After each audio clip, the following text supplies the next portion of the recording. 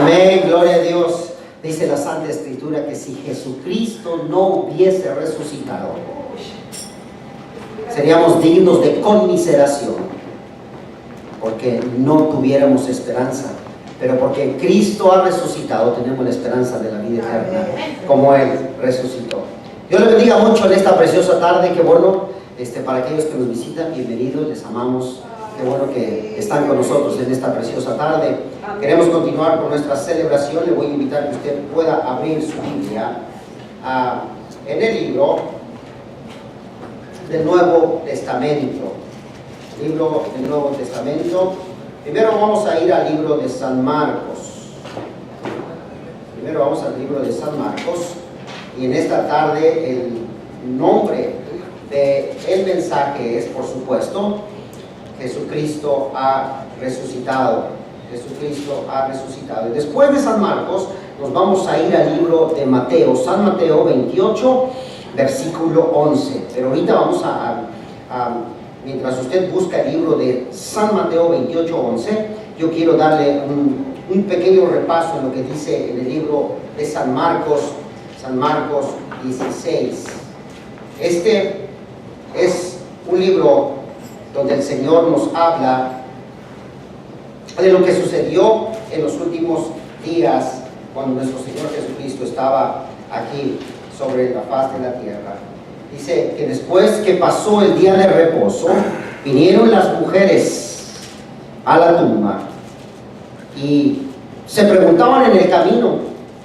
Estoy parafraseando la escritura. Se preguntaban en el camino quién les podía abrir la tumba porque estaba cerrada. Y en eso venían y llegaron a la tumba y se dieron cuenta que estaba abierta. Y al asomarse, miran dentro de la tumba a un hombre vestido de blanco, con unas ropas refulgentes, con mucho brillo. Y este personaje, que es un ángel, les dice: yo sé que buscan al que está vivo, a Jesucristo, ha resucitado. Vayan y díganle a sus discípulos que el Señor ha resucitado. Y dice la Escritura que las mujeres tuvieron un temblor tremendo, porque en lo que estaban escuchando y lo que estaban mirando, y les dijo el ángel: no tengan temor, vayan y díganle a sus discípulos que pronto estará con ustedes. Ahora sí, si usted ya encontró la Escritura en el libro de Mateo, capítulo 28, versículo 11, vamos a leer lo que dice la Escritura a partir del 11. Mientras ellas iban, ¿a dónde iban? Iban a visitarle, a decirle a los discípulos. Mientras ellas iban, he aquí una de las guardias fueron a la ciudad y dieron aviso a los principales sacerdotes de todas estas cosas que habían acontecido. Y reunidos con los ancianos y hablando consejo, dieron mucho dinero a los soldados, diciéndoles: vayan ustedes a sus discípulos que vinieron de noche y se robaron el cuerpo, estando nosotros dormidos. Y si esto lo oyere el gobernador, nosotros lo vamos a persuadir y les pondremos a ustedes a salvo. Y ellos, los soldados, tomando el dinero, hicieron como se les había instruido. Este dicho se ha divulgado entre los judíos hasta el día de hoy. Hasta ahí dejamos lo que dice la Santa Escritura. Esto es lo que dice la Santa Escritura. Jesucristo resucitó. Amén. Y los soldados sabían. Pero los soldados fueron a darle el mensaje a los maestros, a los sacerdotes, a toda la gente de la iglesia.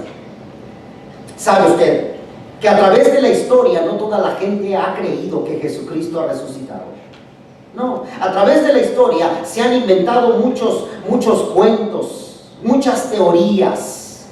A través de la historia, más de 2000 años, la gente ha querido desacreditar que nuestro Señor Jesucristo resucitó de entre los muertos y se han inventado teorías. Hay muchísimas teorías, pero en esta mañana yo quiero compartir con ustedes algunas que encontré y que me parecieron bastante interesantes. Por ejemplo, la primera dice que nuestro Señor Jesucristo nunca fue sepultado. Es la primera teoría que dicen que nuestro Señor Jesucristo nunca fue depositado en una tumba, pero que sí fue depositado en una fosa común.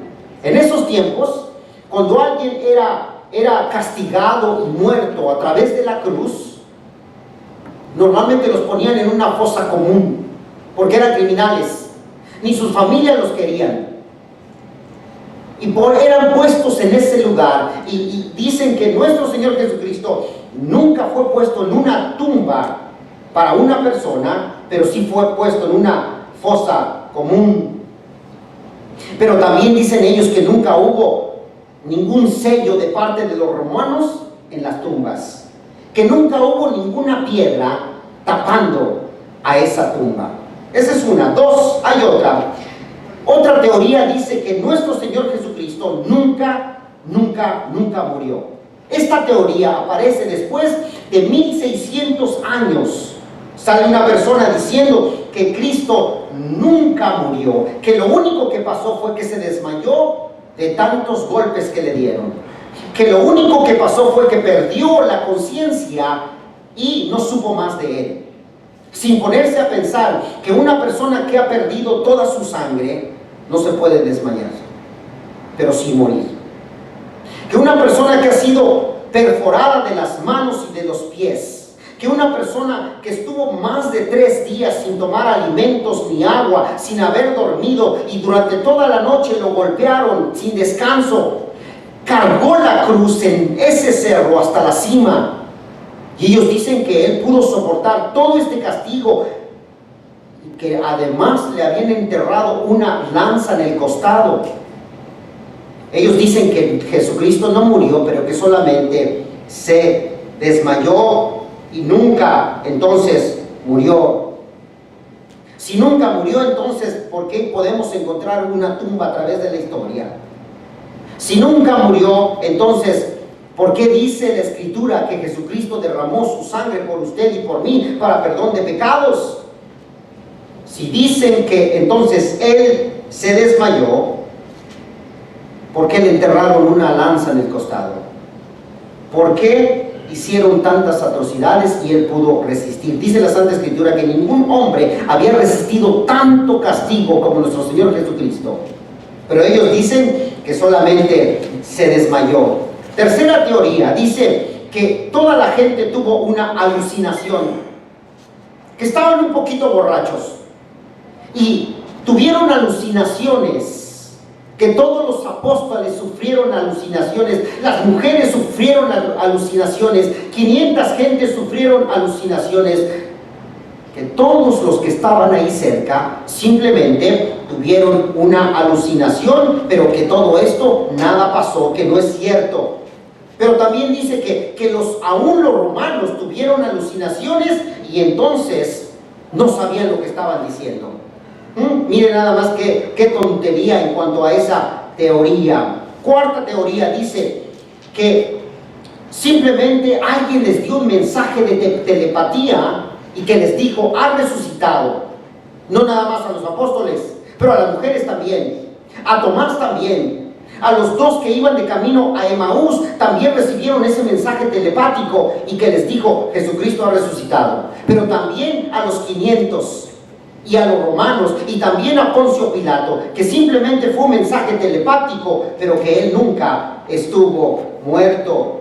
Quinta teoría, dice que hubo una mujer, una bruja, una persona que consultaba con los espíritus, que fue una medium, que simplemente trajo un espíritu, y Cristo en espíritu se les apareció a ellos, pero que nunca resucitó.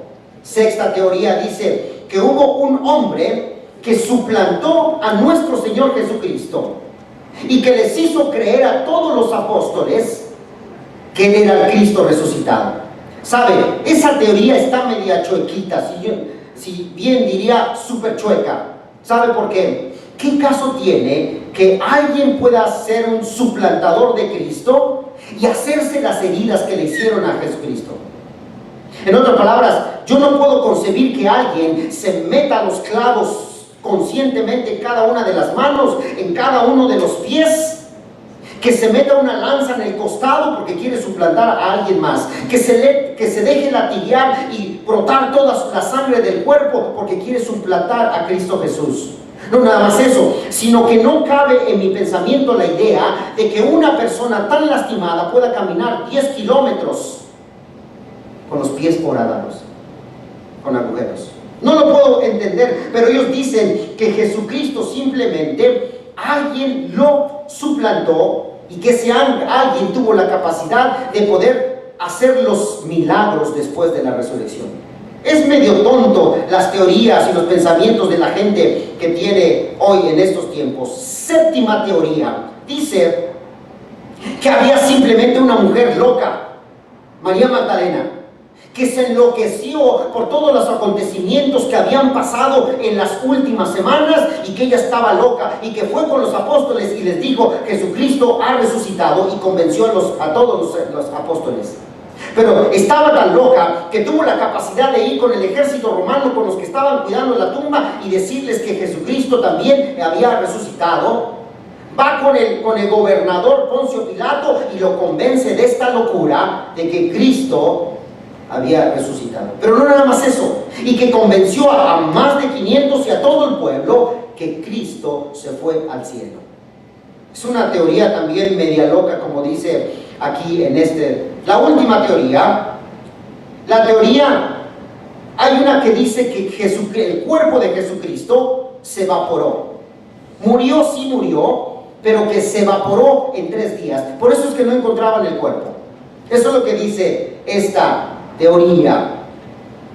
Pero lo que dice la Santa Escritura, de pronto yo me pongo a pensar, ¿por qué Mateo no les trata de convencer al pueblo de que Cristo resucitó, dándoles todos los pormenores y la información de lo que había sucedido y cómo Cristo había resucitado?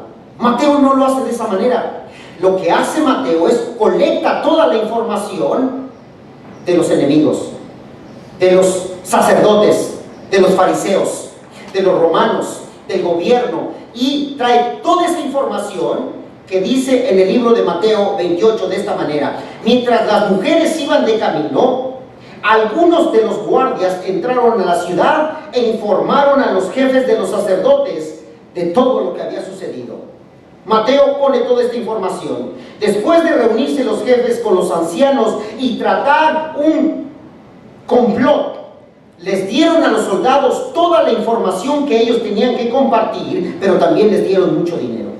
Los persuadieron y les dijeron: cuando ustedes les pregunten, ustedes van a decir que esto sucedió, y van a decir que ustedes estaban dormidos, vinieron los apóstoles y se robaron el cuerpo. Es lo que le dijeron todos los sacerdotes. Ahora, cuando ustedes y yo analizamos esas escrituras, dice de esta manera la ley romana: si yo fuese un soldado y me asignan para que yo cuide las puertas de esta iglesia, normalmente asignaban siempre a 12 gentes, 25 gentes, 50 gentes o 100 gentes. Era una guardia. Y ellos consideran que fueron 12 gentes que estaban cuidando. La historia dice que 12 gentes estaban cuidando esa tumba. Pero dice la ley romana que si yo era asignado a cuidar una puerta, era sobre mi cadáver que alguien pudiera cruzar esa puerta. Y que si yo me dormía, yo era entonces elegible para que el propio gobierno romano a mí me matara porque yo había desobedecido. Y dice la Santa Escritura de esta manera, que los guardias que estaban al frente de la tumba estaban dormidos. Eso simplemente era motivo de que ellos fueran entonces llevados a la horca o morir de alguna manera. Pero 2, dice que estos soldados fueron y no le informaron primero al gobierno, sino que fueron y le informaron primero a todos los sacerdotes. Y les dan la información de todo lo que ha sucedido. Y dice la Escritura que entonces los sacerdotes sobornaron a todos los soldados y les dieron mucho dinero. La Escritura dice de esta manera, que el ejército, los soldados, debían de haberse conformado con el pago que les daban cada quincena, cada semana o cada mes, y que no recibieran ningún soborno. Y aquí nos damos cuenta que en la Escritura los sacerdotes sobornaron a los soldados para que se quedaran calladitos. Eso ya era un pecado, pero también era una mentira. Después dice que le dijeron: vayan ustedes a los discípulos y díganles lo que ha sucedido. A los discípulos que no habían escuchado, que no habían visto nada, díganle que alguien vino y mientras ustedes estaban dormidos se robaron el cadáver de nuestro Señor Jesucristo. Pero también dice que mientras ellos estaban durmiendo, alguien entró. Algo muy interesante de esta escritura dice: los sacerdotes le empiezan a decir a los soldados: yo sé que ustedes conocen la ley y que son elegibles para que el gobierno los mate, pero no se preocupen, le dijeron los sacerdotes a los soldados, nosotros, si el gobierno, si Poncio Pilato logra escuchar esta noticia, nosotros vamos a ir con él, lo vamos a persuadir para que ustedes queden a salvo, para que no se metan ustedes en ningún problema.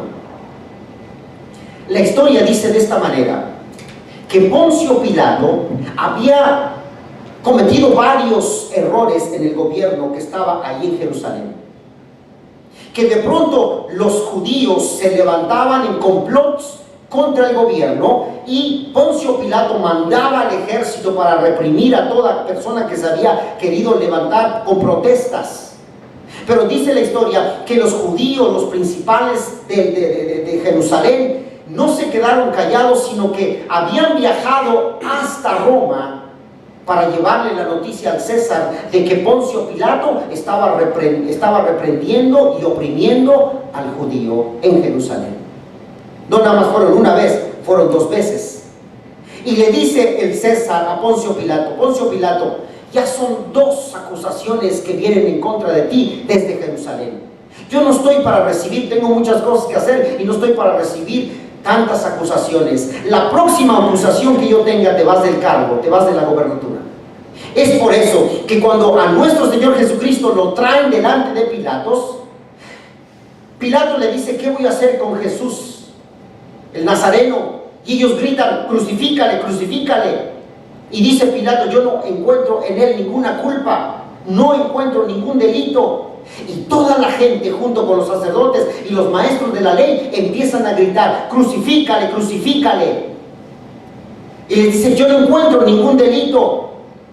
Y le gritan desde ahí, desde el gentío, le dicen: si tú no lo crucificas, no te haces amigo del César, porque nosotros tenemos un solo rey. Ellos empiezan a recordar que Jesucristo les había dicho que él era el hijo del rey, el hijo del Dios viviente. Y habían trastornado la idea de que Jesucristo era el rey de los judíos. Como cuando entró a la ciudad y decían: Hosana, Hosana, bendito el que viene en el nombre de Jesús. Y debido a esta palabra, Pilatos fue persuadido para entonces crucificarlo, porque Pilato sabía que si los judíos viajaban a Roma otra vez, segurito que el César le quitaba la gobernatura y el cargo a Pilatos. Por eso que dicen, en este momento le están diciendo a los soldados: ustedes no se preocupen, que nosotros nos encargamos de Pilatos, porque lo tenemos en las manos. Y si él quiere hacerles algo, nosotros los vamos a poner a ustedes a salvo. De pronto Mateo toma toda esta información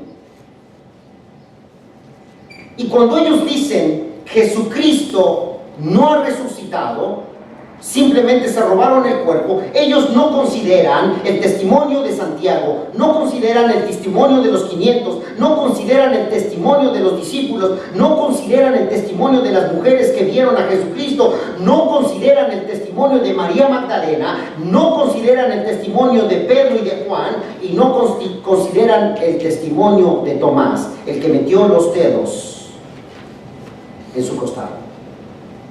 No lo consideran. Y dicen: él nunca ha resucitado. Pero mire lo precioso que dice la Santa Escritura. Jesucristo hablando en el libro de San Juan 11:25, yo soy la vida y la resurrección, el que cree en mí vivirá, aunque muera, y todo el que vive y cree en mí no morirá, mas vivirá para siempre.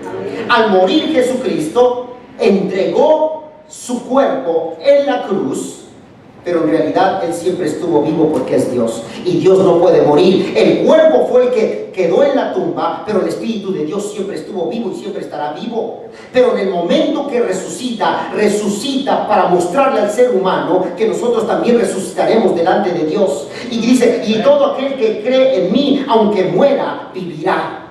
Aunque ustedes y yo muramos, vamos a vivir delante de Dios. Porque Dios es el que ha traído la salvación. Me dice también en el libro de San Lucas 24, no está aquí porque ha resucitado. Recuerden lo que les dijo cuando Él estaba vivo. Jesucristo les había manifestado desde antes que Él iba a ser arrestado, que Él iba a ser vituperado, que Él iba a ser crucificado, que iba a morir, pero al tercer día Él iba a resucitar. Eso ya se los había dicho antes a los discípulos, y ahora aquí en el libro de Lucas les dice, acuérdense ustedes que Jesucristo les dijo que al tercer día iba a resucitar, y los apóstoles se acuerdan, sí es cierto, ¿cómo nos pudimos olvidar? Jesucristo ha resucitado, y ellos empiezan a creer que Jesucristo había resucitado. Pero sabe, una de las maneras que ustedes y yo nos damos de cuenta que Cristo ha resucitado es lo que Él ha hecho en nosotros, en usted y en mí. Él nos ha limpiado la mente, nos ha limpiado el corazón, nos ha limpiado el alma, nos ha cambiado, nos ha transformado, y sigue cambiándonos, y sigue transformándonos, y sigue ayudándonos, y sigue guiándonos, y sigue haciendo algo nuevo todos los días en nosotros.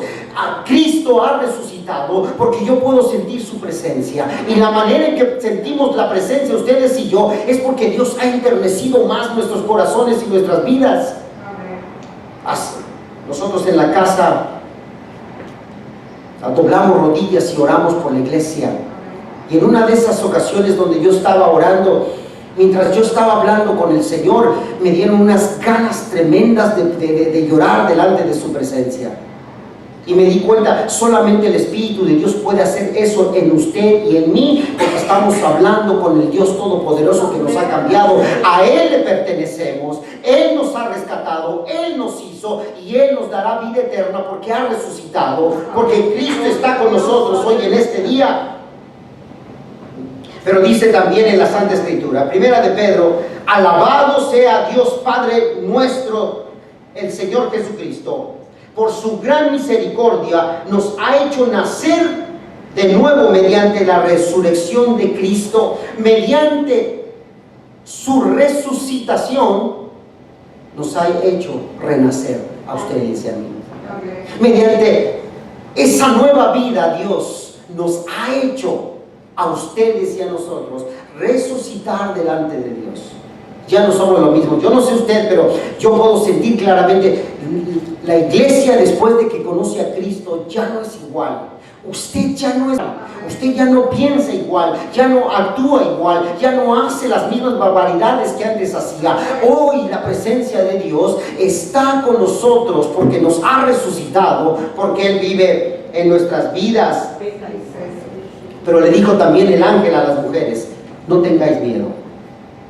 No tengáis miedo porque Él no está aquí. Es decir, Cristo no está más en la tumba está vacía. No tengáis más miedo. El Cristo no se encuentra más caminando por las calles de Jerusalén. Jesucristo ya no está más visitando las ciudades. Ahora el Cristo está dentro de tu corazón. Y donde quiera que tú vas, Cristo va contigo. Donde quiera que tú andas, Cristo está en tu camino. Donde quiera que tú estés haciendo, Dios está haciendo también contigo. Ya no está allá en el mundo caminando como antes cuando tenía vida. Hoy está dentro de nosotros. Y qué privilegio que nosotros, siendo del polvo, levantarnos del polvo, la misma esencia del poder del Espíritu ahora está con usted y está conmigo. Eso es sinónimo de alegría y de gozo. Cristo ha resucitado.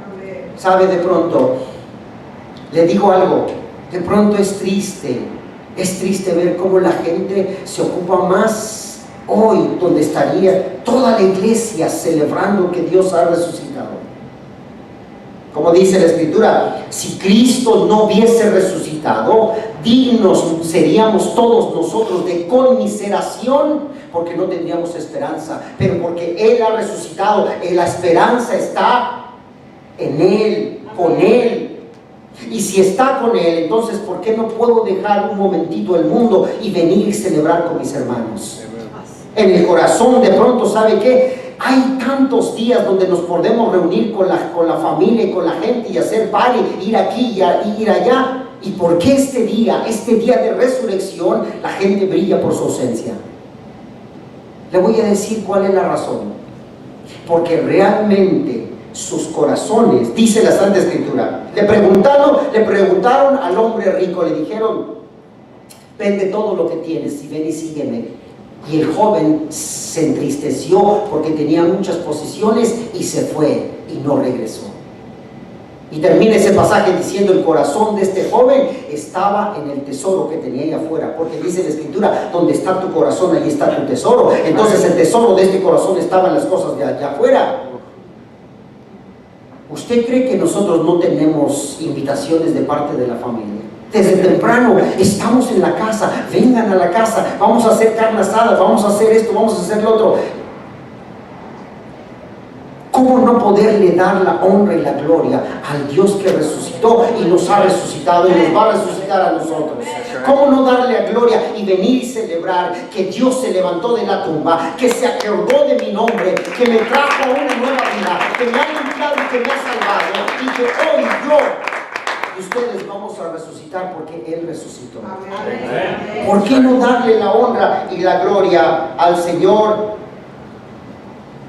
Dice 2 de Corintios de esta manera: el amor de Cristo nos obliga, porque estamos convencidos de que uno murió por todos y por consiguiente todos murieron, y Él murió por todos para que los que viven ya no vivan para sí, sino para el que murió, para Cristo. En otras palabras, ¿sabe qué? Estamos en el mundo, pero ya no pertenecemos al mundo. Ya no somos atraídos por el mundo, porque ahora las cosas de Dios viven dentro de nosotros. Ya no vivimos para nosotros mismos, pero vivimos para Cristo. Para Cristo. Pero ¿sabe qué? A veces el vivir para Cristo es crucificar esta carne. ¿Sabe? El Señor dijo en la palabra: cada uno de ustedes tome su cruz y sígame. Tome su cruz, tome aquellas cosas que aún usted tiene que resolver, tómelas usted solo. Mis hijos no van a tomar las cosas que a mí me pertenecen, y yo no voy a tomar las cosas que a ellos les pertenecen. Cada uno de ellos tiene que tomar su cruz y venir y seguir a Cristo. Esto quiere decir, todas aquellas cosas en las cuales tú no has podido resolver, ven delante de Dios, que Él te va a ayudar a llevar la carga. Y dice la Escritura: todos aquellos que estéis cansados y trabajados, venid a mí, que yo os haré descansar, porque mi carga es mucho más ligera que la de vosotros. Entonces mi carga, mi cruz va a ser más ligera cuando voy y busco a Dios, cuando me entrego al Señor, cuando le voy siguiendo. Mi carga va a ser mucho mejor delante de Dios. Así es, amén. Delante de Dios. Pero el mundo no lo entiende. El mundo no lo entiende. Le dijeron a los apóstoles, dijeron los sacerdotes: mira cómo el mundo se va tras Jesucristo. Y eso les causó un malestar a ellos, porque ellos estaban al frente de la iglesia y habían corrompido la iglesia, y lo único que les interesaba era el dinero, lo único que les interesaba era el poder, lo único que les interesaba era la autoridad que tenían sobre el pueblo, pero nunca verdaderamente la palabra de Dios. Con esto le quiero decir de esta manera: hay gente que se interesa más por todo el poder, por todo el dinero, por todas las diversiones, por todo lo de allá afuera, pero no se interesa bien por la palabra de Dios. Es tiempo, iglesia, de que ustedes y yo verdaderamente nos interesemos por la palabra, leamos la palabra, entreguemos nuestro corazón, porque Cristo ha resucitado, y si Él ha resucitado, Él está vivo y me está mirando y le está mirando a usted, para que caminemos de acuerdo al corazón de Dios, porque ya no vivimos para nosotros, ahora vivimos para Cristo. Ahora vivimos para Dios. Y sabe, cuando empezamos a vivir para Dios, entonces todo lo que hacemos con acción de gracias es bienvenido. Y si vamos a reunirnos con los hermanos y vamos a hacer una carne asada, con acción de gracias podemos disfrutar ese tiempo libre, perfecto, porque Dios está en medio de nosotros. Si vamos a algún lugar, le damos gracias porque vamos, pero Él va delante de nosotros, abriendo camino. Y todo lo que tenemos lo podemos disfrutar porque le pertenece a Dios, pero Él se ha placido en entregárnoslo. ¿Sabe usted? Hace tiempo, cuando dábamos el mensaje en la otra iglesia, de pronto había uno de los temas era entregar tu corazón a Dios. Y en medio de ese tema le decíamos siempre a la gente: ¿qué es lo que tiene usted en sus bolsillos? Y la gente empezaba a meterse muy discretamente la mano al bolsillo. Y le hablábamos a las personas para que pudieran ellos entregar lo que tenían en los bolsillos sin antes decirle cómo iba a terminar ese ejercicio. Y sabe, y la gente se metía las manos al bolsillo y algunos sí se atrevían a sacar lo que tenían y ponerlo afuera y decirle: Señor, todo lo que tengo en los bolsillos te lo entrego. Y le decíamos: ¿qué tiene usted de joyas? Y empezaban los aretes y los anillos y los collares. Señor, todo lo que tengo te lo entrego. En algún momento ellos pensaban que lo que habían depositado nosotros lo íbamos a tomar para nuestros y quitárselo. Es por eso que muchos como que no querían meter la mano al bolsillo, o una bolsa la sacaban y la otra la dejaban dentro. Y algunas no se quitaban las cosas que eran de mayor valor porque pensaban que nosotros se las íbamos a quitar. Al final de todo ese ejercicio de decirle: ¿qué es la casa que tú tienes? Entrégala delante del Señor. ¿Cuáles son los hijos? Y todo lo demás, al final, ¿sabe qué? Terminábamos y todo lo que has entregado, Dios te lo regresa ahora mucho mejor. Amén. Y Dios te lo entrega multiplicado, como dice la Santa Escritura. Los apóstoles le dijeron: Señor, ¿nosotros qué vamos a recibir? Porque te hemos seguido, dejamos casas, dejamos hijos, dejamos propiedades. Y les dice el Señor de esta manera: vosotros que me habéis seguido y que habéis dejado hermanos, padres, casas y posesiones, recibirán 100 veces más en esta tierra, y cuando venga el tiempo, la vida eterna. En otras palabras, todo lo que tienes le pertenece a Dios, pero Dios se ha placido en dártelo a ti para que lo vivas, lo multipliques y lo goces a plenitud. Y cuando Dios te da, nadie te quita. Y cuando Dios abre, nadie te cierra. Y cuando Dios te lleva, nadie te puede regresar. Ese es el Dios que tenemos. Y si ese es el Dios, ¿por qué no venir y agradecerle porque Él ha resucitado? ¿Por qué no decirle: Señor, te adoramos? Y después entonces podemos estar listos para lo demás. Primera de Corintios 15:21.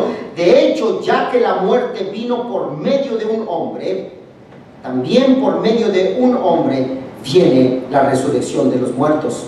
Está hablando acerca, y terminamos en esta tarde, está hablando acerca de Adán y Eva. Por un hombre que desobedeció vino la muerte, pero un hombre que resucitó vino la vida eterna. Amén. ¿Sabe?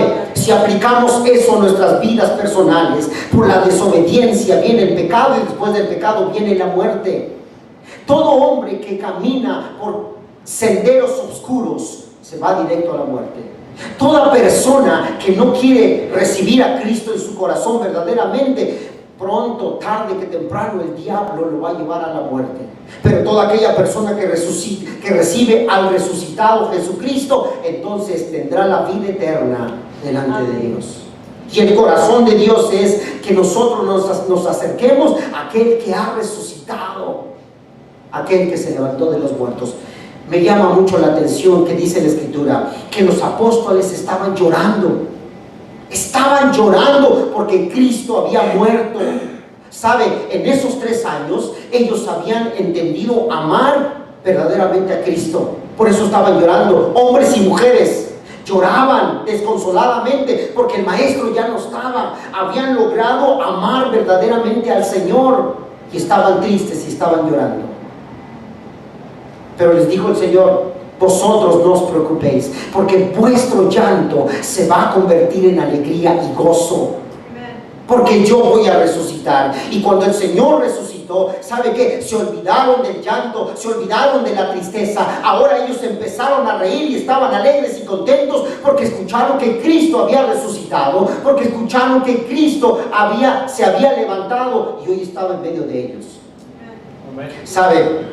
Cuando ustedes y yo andábamos en el mundial, aunque no lo sabíamos, estábamos llorando porque nuestros corazones estaban tristes.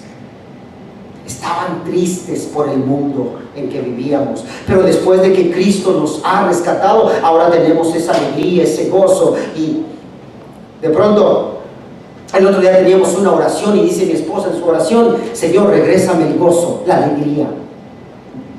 Y el Señor hizo el milagro, porque sabe que al ratito ya no la paraba de reír, y cuando de todo se reía pasaba una mosca, ja, ja, ja, ja, qué bonito la mosca que está pasando por aquí, y no paraba. Sabe que ahora delante de Dios podemos estar alegres y contentos, aunque pasemos por dificultades y problemas, nuestro corazón está alegre porque tenemos esperanza. Cristo ha resucitado, Cristo está vivo y está en medio de la iglesia, está en medio de su pueblo, está en medio de su familia, está en medio de usted, está en medio de sus planes, está en medio de su vida. Cristo hoy está aquí, ha resucitado. Y nuestra oración: que resucite en cada uno de los nuestros, para beneficio de nuestras propias vidas. Le voy a invitar que se ponga de pie en esta tarde. Ahí donde usted está, cierre sus ojitos por un momentito, a manera de podernos aislar un segundo de las personas que están a nuestro costado. Dice la Santa Escritura de esta manera: que si vosotros creyereis en vuestro corazón y confesareis con vuestra boca que Jesucristo es el Hijo del Dios viviente, que ha resucitado, derramó su sangre en la cruz del Calvario, si creyeres en tu corazón y declarares con tu boca, serás salvo.